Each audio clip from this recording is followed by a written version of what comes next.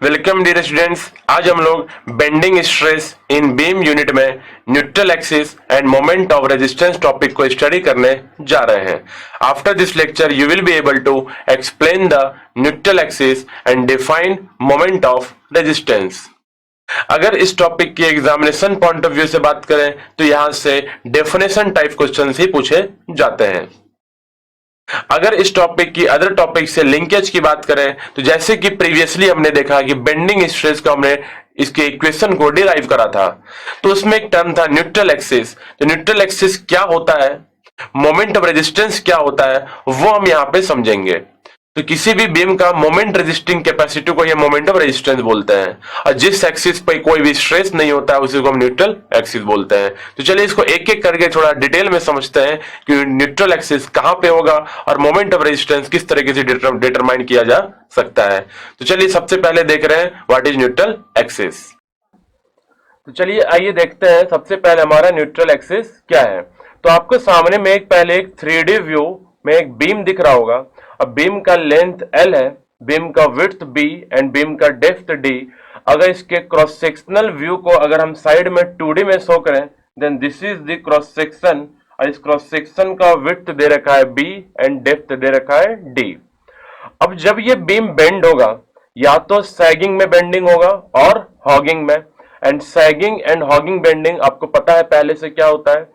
तो सैगिंग में टॉप में कंप्रेस होता है, बट हॉगिंग में टॉप में क्या होता है, टेंसाइल, और इसी का ऑपोजिट हो जाएगा बॉटम सरफेसेस पे। तो लेट हम मान लेते हैं कि ये जो हमारा बीम है, लेट सैग बेंड हुआ, सैगिंग में गया, तो टॉप सरफेस क्या दिखेगा, कॉन्ट्रैक्शन में, और बॉटम सरफेस किसमें दिखेगा, इलोंगेशन में। तो जब टॉप सरफेस कॉन्ट्रैक्ट होगा और बॉटम सरफेस जब इलोंगेट होगा, तो हम टॉप से बॉटम की ओर जब हम अंदर आना शुरू करेंगे तो एक सरफेस आपको दिखेगा जिस सरफेस में कोई भी इलोंगेशन या कॉन्ट्रैक्शन नहीं रहेगा, and that complete surface is known as neutral surface. और न्यूट्रल सरफेस कहां पे दिखता है हमें, तो बीम का जो सेंट्रोइड है, तो सेंट्रोइड से जो एक हॉरिजॉन्टल सरफेस पास हो रहा है, that horizontal surface is neutral surface. तो उसको अगर डायग्राम में शो करें तो न्यूट्रल सरफेस हमें यहां पे दिखेगा।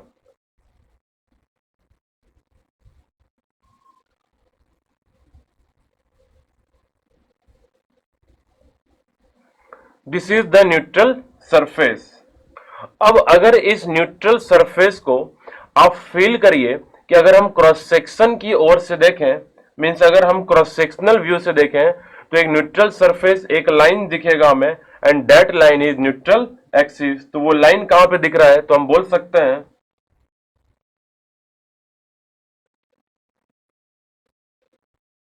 This is neutral axis. तो न्यूट्रल एक्सिस सबसे पहले ध्यान रखना है कि न्यूट्रल एक्सिस बीम के हमें फ्रंट व्यू पे मींस अलोंग द लेंथ नहीं दिखता है। न्यूट्रल एक्सिस जब भी हम शो करते हैं तो कहां पे शो करते हैं, that is on the cross section. और क्रॉस सेक्शन पे कहां पे, तो क्रॉस सेक्शन का जो सेंट्रोइड है, उस सेंट्रोइड से जो हॉरिजॉन्टल लाइन पास हो रहा है, that horizontal line is known as neutral axis. इससे हमने बोला न्यूट्रल एक्सिस। तो अगर हम डिफाइन करें व्हाट इज न्यूट्रल एक्सिस,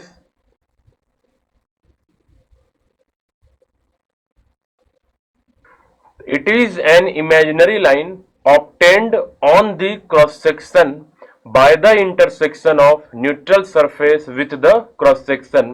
तो बीम का जो न्यूट्रल सरफेस है, ये न्यूट्रल सरफेस हमारे क्रॉस सेक्शन को जहां पे इंटरसेक्ट करता है, डेट हॉरिजॉन्टल लाइन या that imaginary line is known as neutral axis. तो अगर हम बोले व्हाट इज न्यूट्रल सरफेस,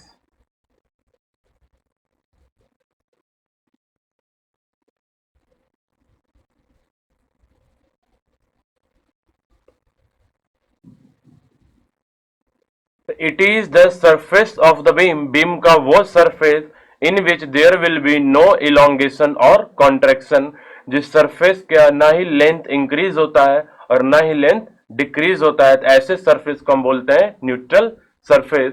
इसका मतलब न्यूट्रल सरफेस के ऊपर के जितने भी सरफेसेस हैं और नीचे के जितने भी सरफेसेस हैं उसमें इलोंगेशन और कॉन्ट्रैक्शन तो होगा, बट इस सरफेस में भी किसी भी प्रकार का डिफॉर्मेशन नहीं होगा। तो हम बोल सकते हैं all the surfaces above and below this surface will go into deformation. Means इस सरफेस के अलावा जितने भी सरफेसेस इसके ऊपर और नीचे हैं वो सारे किस में जाएंगे? डिफॉर्मेशन में जाएंगे, विल गो इनटू डिफॉर्मेशन। तो हम बोलेंगे कि जब न्यूट्रल सरफेस में किसी भी प्रकार का अगर डिफॉर्मेशन नहीं है, इसका मतलब इसमें स्ट्रेन क्या होगा? जीरो। और अगर स्ट्रेन जीरो होगा तो इस सरफेस पे स्ट्रेस क्या होगा? That is also zero. It means neutral surface पे किसी भी प्रकार का बेंडिंग स्ट्रेस या बेंडिंग स्ट्रेन या कोई भी डिफॉर्मेशन हमेशा क्या होता है? जीरो होता है। तो अगर न्यूट्रल सरफेस पे स्ट्रेस हमारा जीरो है, स्ट्रेन हमारा जीरो है, तो न्यूट्रल एक्सिस भी तो न्यूट्रल सरफेस का ही पार्ट है, तो न्यूट्रल एक्सिस पे भी स्ट्रेस क्या हो जाएगा? जीरो। तो आपसे ये एग्जामिनेशन में पूछा जा सकता है कि what is the amount of या magnitude of stress on the neutral axis, तो आप बोलेंगे न्यूट्रल एक्सिस पे स्ट्रेस क्या होगा? जीरो होगा।